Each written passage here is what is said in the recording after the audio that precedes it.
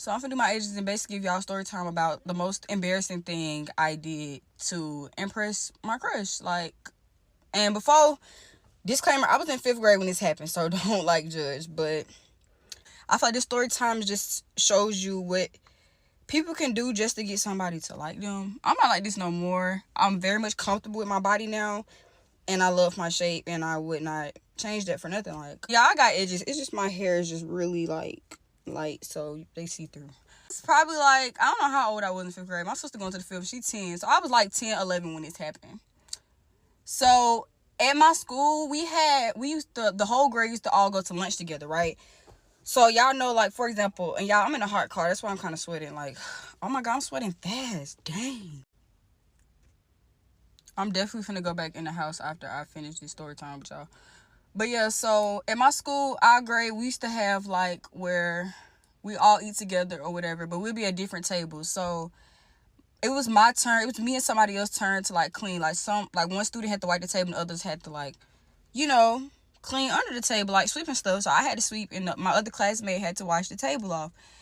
So I was with my crush like in line and stuff because everybody used to get in line kind of different. And he was just like me and him was cool already. But he was just basically like, yeah, I like girls with big butts. Y'all, we in the 5th grade.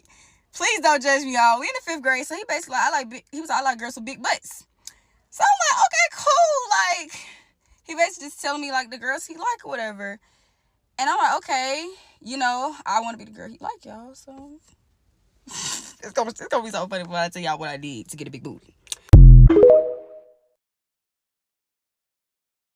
Okay, part 2. I'm still in the car and I'm still sweating bad because they're literally filming right in front of me. So we sit down, we eat lunch, but I was at a whole different table. I was at a whole different table because he wasn't in my class, but we was in the same grade. So I come and sit down, and I'm already got a plan in my head, like how I'm gonna make my butt bigger. So I asked my sister to go to the bathroom. I went to the bathroom, y'all, and I'm just in there. I used the restroom. I was actually the person to go use the restroom. I used the restroom. I'm in my head. I'm sitting there thinking, I'm like, dang, what can I do to make my butt bigger? Like, I could wear probably a bunch of clothes on top of a bunch of clothes. Like, I just really wanted to impress my crush. So, y'all, after that, I get the idea to stuff my butt with tissue, paper towels, brown, like, y'all know the brown paper towels we used to have in the lunchroom. I don't know if I'm being too loud because they filming right in front of me. But y'all know I used to have a little brown paper towels, like, in elementary school? Yeah, I used those, y'all, and I stuffed my fucking butt. Like, I didn't put it inside my panties. I put it, like, out of my panties, like, you know, to get a little bit more, like, BBL. So, as I'm stuffing my pants, I can hear, like, my class, like, getting ready to leave for lunch. So I'm like, okay, let me go back in the lunchroom. So I'm quickly, at this point, I'm rushing to do it because I'm trying to make it as big as possible, make it look real. But at the same time, I don't think he paid attention to my butt before because I literally had just seen him. So I don't know. So y'all, I stuff my butt and I go back in the lunchroom and I go back to my table and I'm talking to my friends and they like, yeah, girl, we finna go to recess. Like, are you gonna go talk to? Y'all, he probably gonna watch this TikTok. But yeah, come back for part 3, y'all. Can I tell you the most embarrassing thing that happened to me when I was a teenager? This is one thing that like I'm never gonna forget this. Okay, so I'm Ethiopian, okay? So if you know, we have this meal that we mainly cook on holidays, okay? It's called dorot. It's like a special dish, and also it requires a lot of onions, like a whole pack. I think even more than that. Like, it requires a lot of onions. So we only eat that during holidays. So it was, I don't remember which holiday it was. I was in Sec 2, so 8th grade for those that don't know.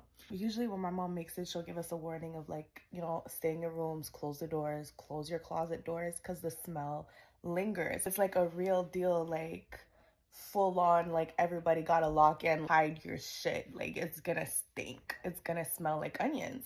I was in my like rebellious, like no one can tell me what to do phase. I was 14. I was so annoying. So my mom was like, you know, just make sure to close your doors and put a towel underneath underneath the door and like, you know, make sure your closet is closed, all of that. And I was like, no. I was such a little shit. So I was like, no, like I don't need to do all that. Like, y'all bugging. My mom never makes doro on a Sunday. She usually makes it like on a Friday or Saturday. That day she made it on a Sunday, so I had school the next day. I think I was out with my friends, and then I came back in the evening, and the whole house was smelling like onions. Obviously, in my room, bedroom door wide open, closet door wide open. If you're Ethiopian and you're watching this, you already know it's bad news. Like, you already know it's bad news. Like, at that time, the school that I went to, I had to go by metro. So I took the metro to go to school. So the metro doors open, I go in. As soon as I go in the train, everyone is looking at me. When I was 14, I don't want to say I was ugly because I was just a kid, but I was kind of really clapped. But that was the year my older cousin, gave me a lot of her old clothes. So I was wearing like her Adidas bag and shit like that. So in my mind, I was hot shit. So I walk in the metro, everyone is staring at me. I'm like, yeah, like for sure. Like, yeah, you see this? Like everyone was really looking at me. I was like, okay.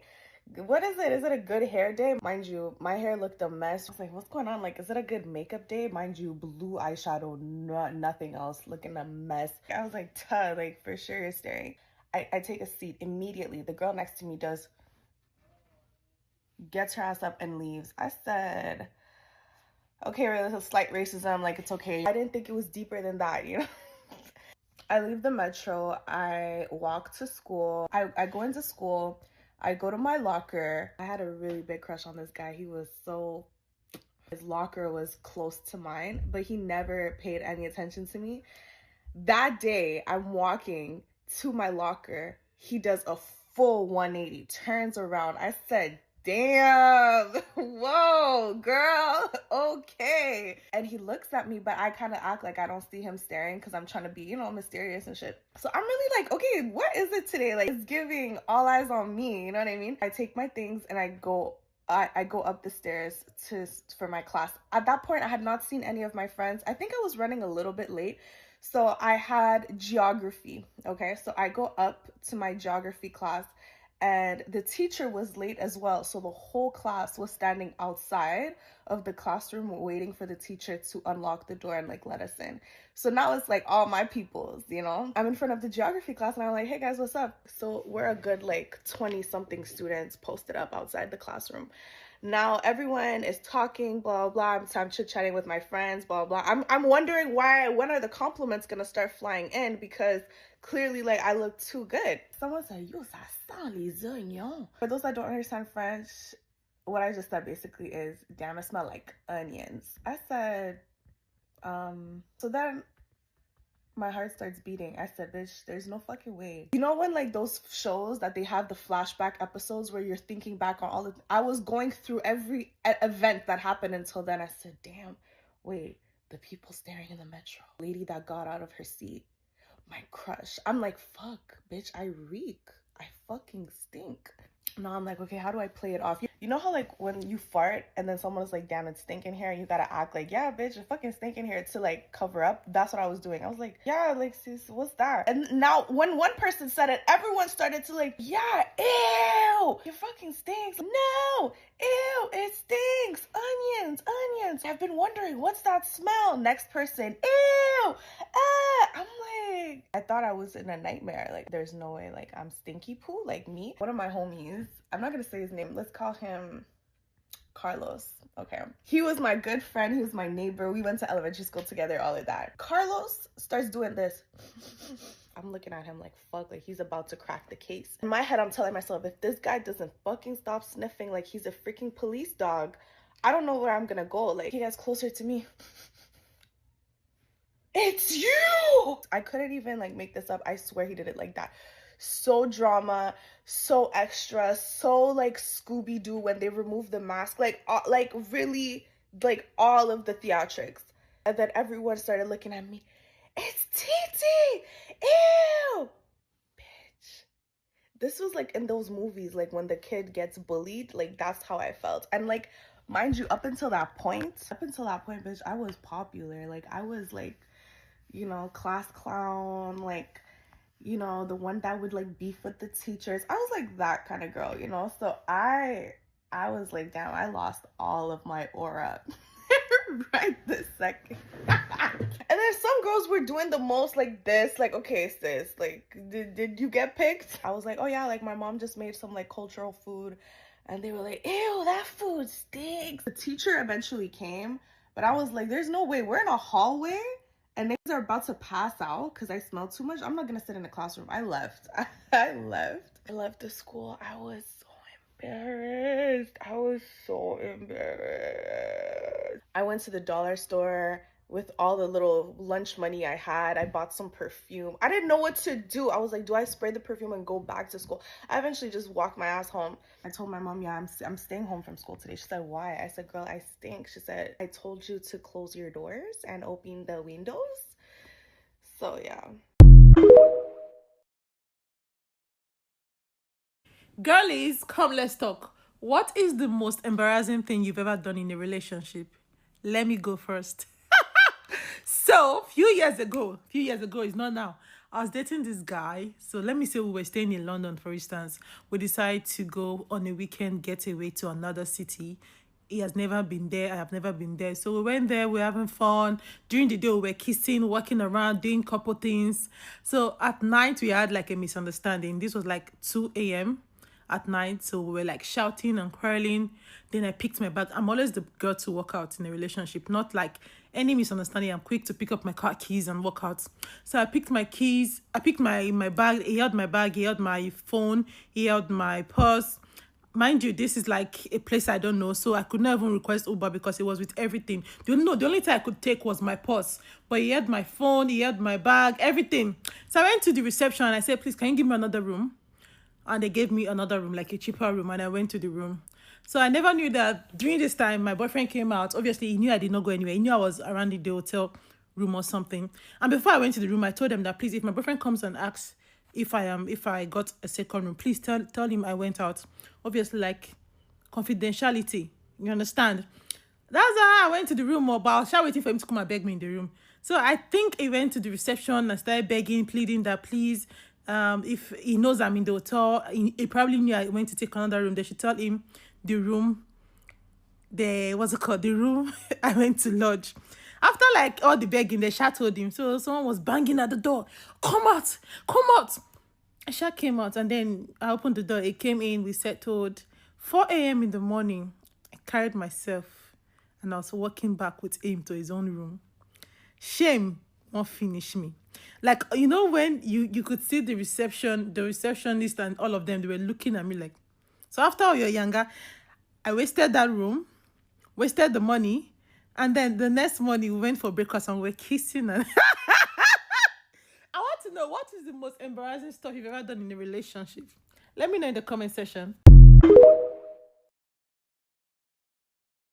Story time. I was baby mama number 6 and I brought child number 8.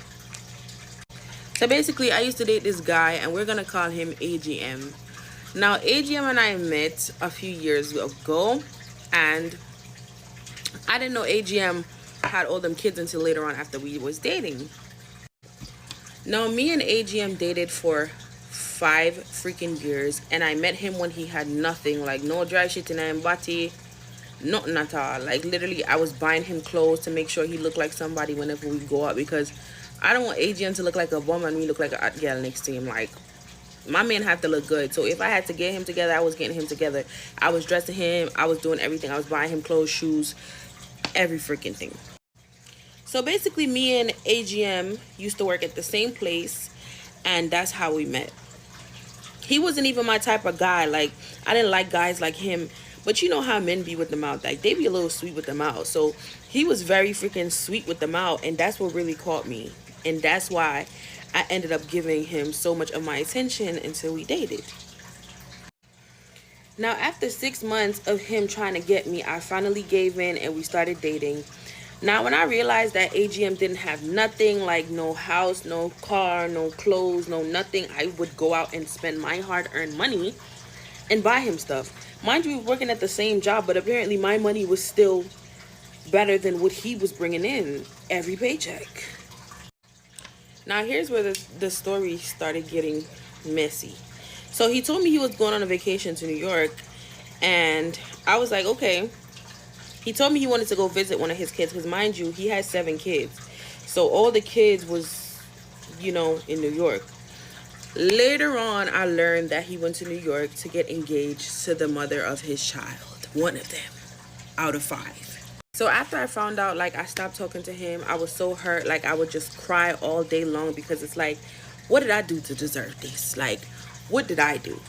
So anyways, after getting there and he tried to get engaged or whatever the case may be, he later on found out that the girl he was going to get married to was, and her parents was, they didn't like our kind. So he would constantly call and text me, harass me, and I would just like ignore him until I gave in. Yes, I did, like a dummy. But I have a good reason for accepting him, because I got sick with COVID and I needed somebody to really take care of me, and that was his opportunity of coming. He didn't even care if he got COVID, which he did, but he came because I was sick and I needed somebody to take care of me. So I finally forgave him, and I decided that I wanted us to move in together. So he gave up his apartment and moved in with me. And long story short, on Valentine's night, y'all, I ended up getting pregnant. That was in 2022. I ended up getting pregnant, and I was 8 weeks pregnant when I found out, because I didn't know anything. Now, how I really found out was him telling me at first that I was pregnant, and I was like, boy, what are you talking about? Like, you don't even know what you're talking about. Like, I'm not pregnant.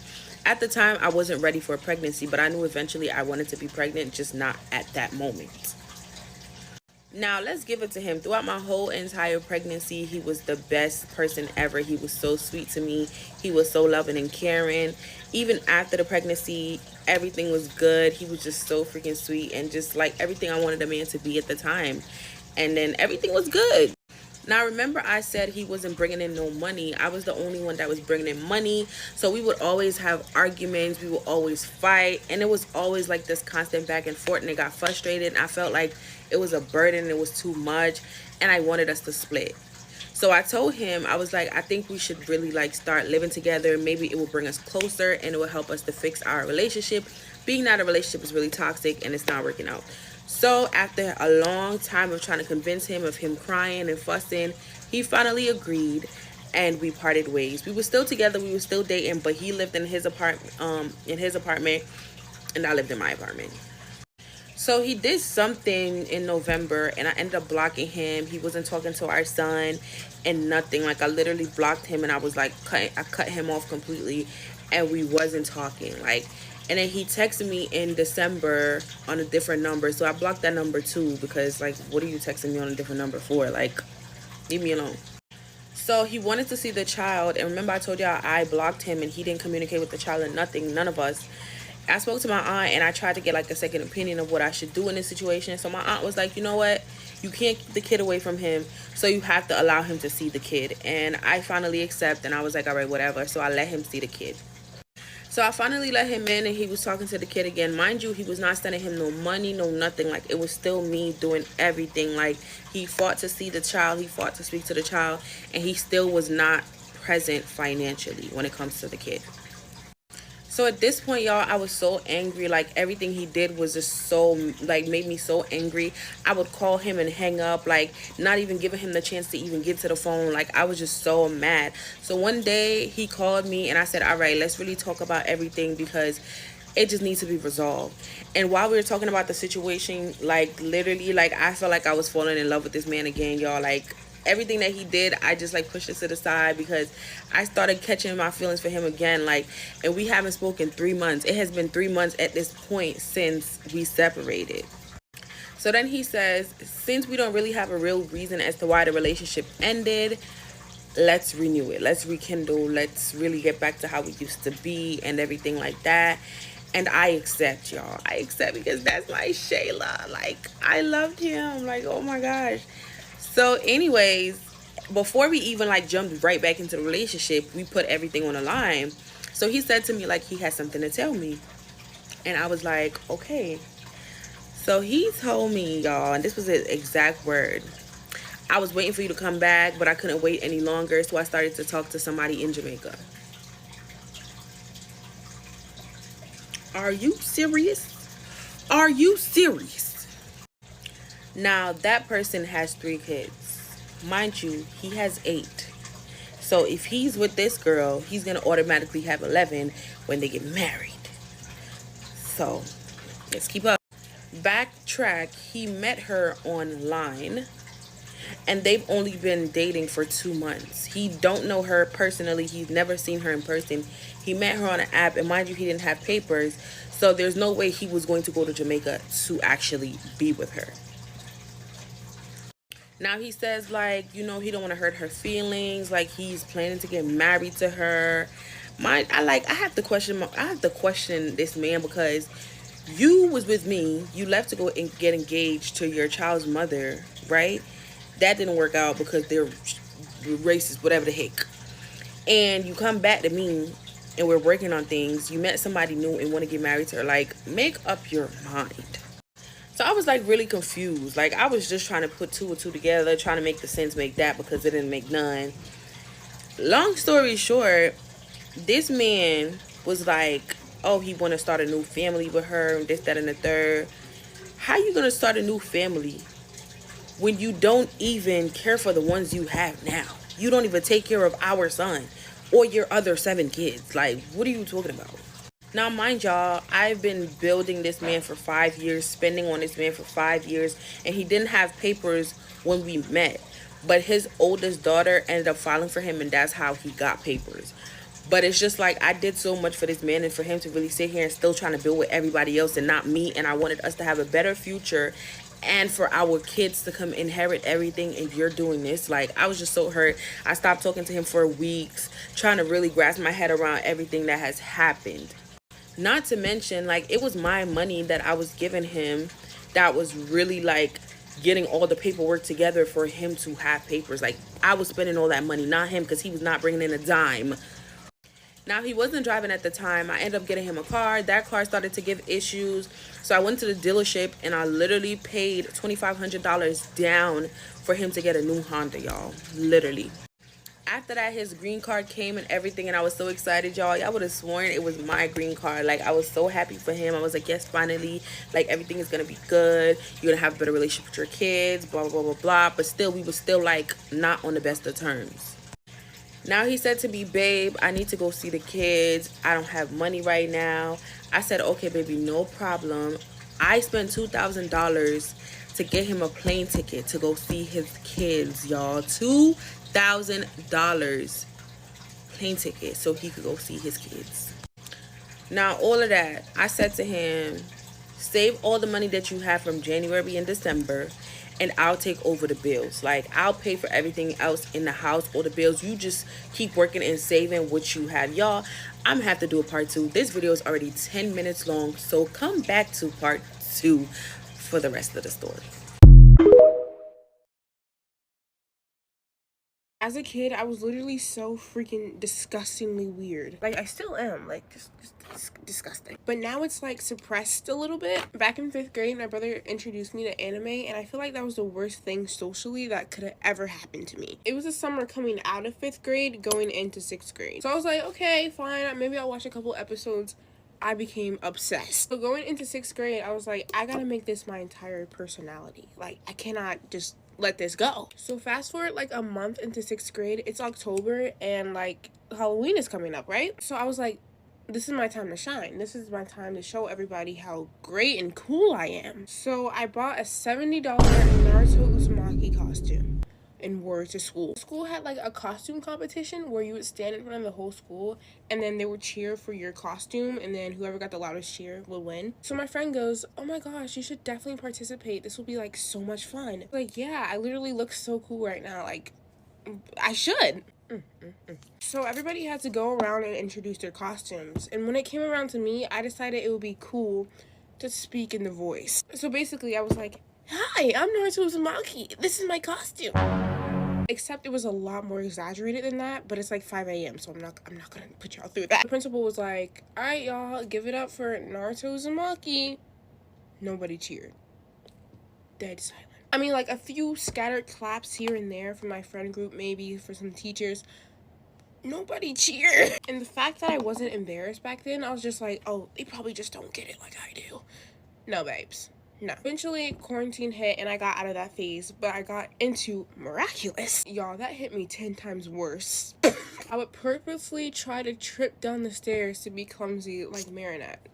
Like, I promise you, I'm not making this up. I would ask people what they thought of me, and if they didn't say clumsy, I was like, oh, don't you think I'm clumsy too? Like, I'm just a little klutz. I literally have printed out pictures of Adrian Agreste on my wall. They're literally still up there. The texting stories I would read, like when people talk to themselves, I would eat that stuff up. So all of quarantine, 6th, 7th, 8th, and 9th grade, I was obsessed with Miraculous. What really humbled me is when I went to Spirit Halloween and they didn't have my size in the Ladybug costume, like in 8th grade. I was like, maybe this is a sign that I need to tone it down. I can't. I'm just gonna go get my clothes on because I'm trying to think, like, what can make me do that? Like, what? I don't know, man. Worst part is that I'm not completely out of that. You can take the weird out of the girl, but you can never take the girl out of the weird. Never. I feel like now that I have like a few TikTok followers, people don't expect me to be that way. Once they get to know me, they're like, oh, okay. I didn't know they had body oil now, but this stuff is like literally the best thing ever. Okay, here's the fit. I want to add the bow, but I feel like it's gonna throw off my aesthetic. Like, I'm supposed to be Y2K, not coquette. Alright, I added a claw clip. Guys, thank you so much for watching. Happy Friday. Please don't think I'm weird. Okay, see you later. Bye.